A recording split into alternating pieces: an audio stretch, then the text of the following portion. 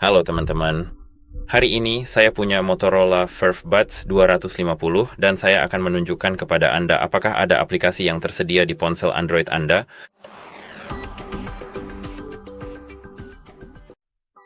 Jadi sebenarnya, ya ada aplikasi yang tersedia dan aplikasi ini bernama Hubble Connect for Verve untuk VerveLive, semacam itulah. Tunggu sebentar, saya akan sampaikan itu Anda sebentar lagi. Aplikasi Hubble Connect for VerveLive kira-kira seperti ini. Ini aplikasinya dan Anda perlu menginstalnya bukan menggunakan Google Play Store. Anda perlu menginstalnya melalui file APK di internet. Jika Anda tidak tahu cara melakukannya, Anda bisa cek saluran kami. Tapi ingat, tidak semua file APK di internet itu aman. Saya mengunduh satu dari Softonic. Itu berfungsi dan ponsel saya tidak mendeteksi virus apapun, tapi saya tidak memberikan jaminan apapun untuk itu. Anda tahu, Anda melakukan ini sendiri dengan risiko Anda sendiri. Itu saja. Selamat tinggal.